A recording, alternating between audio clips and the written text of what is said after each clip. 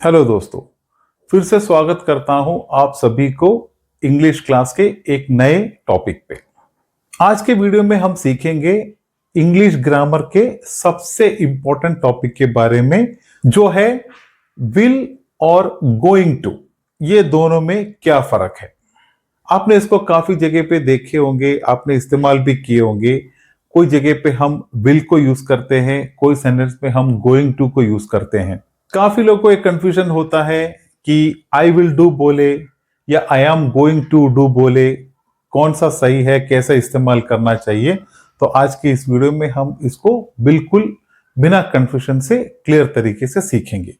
उसमें सबसे पहले हम समझते हैं विल के बारे में। विल क्या होता है और कब विल का इस्तेमाल करते हैं।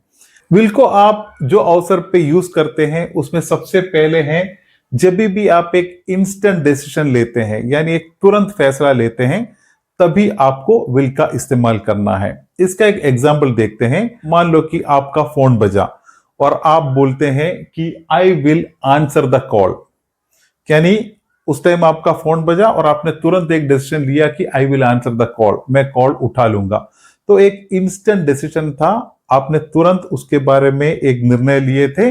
तो इस तरह जब भी आप इंस्टेंट डिसीजन लेते हैं, यानी जब भी आप तुरंत फैसला लेते हैं, उस टाइम में आपको हमेशा विल का यूज करना है। ये फोन को उठाने का फैसला आपका पहले से आपके प्लान में नहीं था, बल्कि आपने तुरंत जब आपके फोन बजे उसी टाइम आपने डिसीजन लिया है।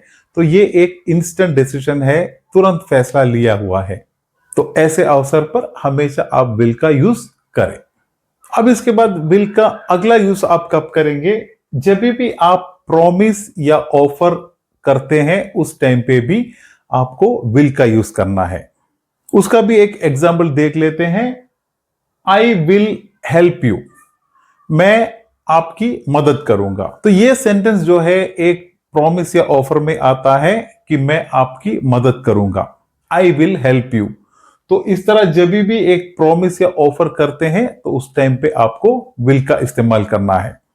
एक और एग्जाम्पल है, don't worry I will handle it, यानी चिंता मत करे, मैं संभाल लूंगा। तो ये भी एक प्रॉमिस या ऑफर में आता है। तो इस तरह जब भी आप एक प्रॉमिस या ऑफर करते हैं, आपको विल का ही इस्तेमाल करना है। और इसके बाद विल का अगला इस्तेमाल आप तब करेंगे जब आप कभी भी कोई भविष्य के बारे में कोई ओपिनियन या कोई प्रेडिक्शन करते हैं, तो उस स्टेटमेंट में भी, उस सेंटेंस में भी आपको विल का इस्तेमाल करना है। यहां आप समझ लीजिए, आप हमेशा सिर्फ एक ओपिनियन बता रहे हैं, आपको जिसपे आपको श्योर नहीं है, लेकिन आपका अंदाजा है कि शायद ऐसा हो सकता है। तो ऐसे जगह पे आपको विल का ही इस्तेमाल करना है। एक एग्जाम्पल को देख लेते हैं। I think India will win the match, मुझे लग रहा है कि इंडिया मैच जीतेगा। तो आप देखिए, इधर आपका सिर्फ एक प्रेडिक्शन है या फिर एक ओपिनियन है, जहां आपको विल का यूज करना है। तो यही था विल का सही प्रयोग। बहुत सिंपल है, आपको सिर्फ 3 चीजें याद रखनी है। फर्स्ट है कि इंस्टेंट डिसीजन, तुरंत फैसला लेने वाले कोई भी सेंटेंस होते हैं उसमें आप विल यूज करेंगे। प्रॉमिस या ऑफर देने वाले कोई भी सेंटेंस होते हैं उसमें भी विल का यूज करेंगे। और जब भी आप एक ओपिनियन या भविष्य के बारे में कोई प्रेडिक्शन करते हैं, भविष्य के कोई भी चीजों के ऊपर कोई प्रेडिक्शन करते हैं, तभी आपको विल का यूज करना है। उम्मीद करता हूं आपको विल के इस्तेमाल के बारे में क्लियर आइडिया अभी मिल गया हो। चलो हम अभी गोइंग टू वर्ड का इस्तेमाल देखते हैं। गोइंग टू का उपयोग आप कब कर सकते हैं। सबसे पहले है, पहले से किया हुआ जो भी प्लान हो, उस सेंटेंस के लिए आप हमेशा गोइंग टू का उपयोग करेंगे। For example, I am going to start a business, मैं एक बिजनेस शुरू करने वाला हूं। ये सेंटेंस में आप देखिए, इस पे आपने पहले से ही सोच रखा है, आपका पहले से किया हुआ प्लान है कि आप एक बिजनेस शुरू करेंगे। तो इस तरह के सेंटेंस में आप हमेशा गोइंग टू का ही इस्तेमाल करें।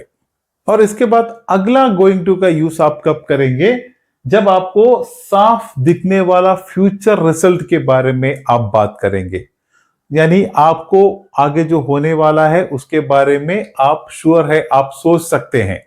आपको साफ दिखाई दे रहा है कि आगे इसके बाद ये होने वाला है। इस तरह के जो भी सेंटेंस आप जब भी यूज करते हैं उसमें आपको गोइंग टू का यूज करना है। For example, look at the clouds, it is going to rain. इसको हिंदी में हम कहेंगे बादल देखो, बारिश होने वाली है।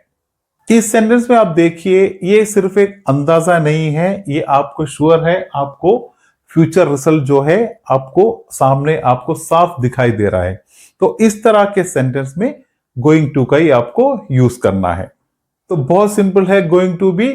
जब भी आपका पहले से किया हुआ प्लान होता है उधर भी आप गोइंग टू का यूज करेंगे, और अगला है जब भी आपको फ्यूचर रिजल्ट साफ दिखाई देता है उधर भी गोइंग टू का इस्तेमाल करेंगे। और इसको याद रखने का बहुत एक सिंपल ट्रिक है कि आप अगर पहले से प्लान किए हैं तो गोइंग टू यूज करें, अगर आपने अभी डिसीजन लिए हैं तो वो आपको विल का यूज करना है। तो यही था विल और गोइंग टू के बीच का सिंपल फर्क। तो आप भी इस तरह के कुछ सेंटेंस को लिख के या बोल के प्रैक्टिस कर सकते हैं ताकि आप विल और गोइंग टू को प्रॉपरली सीख जाए। तो यही था आज के वीडियो के टॉपिक के बारे में। जो भी आपके सजेशन हो, आपका कोई डाउट हो, प्लीज आप कमेंट में मुझसे शेयर करें। तो मिलते हैं एक बढ़िया इंग्लिश टॉपिक के साथ। तब तक के लिए इंग्लिश सीखते रहे और कॉन्फिडेंट रहे।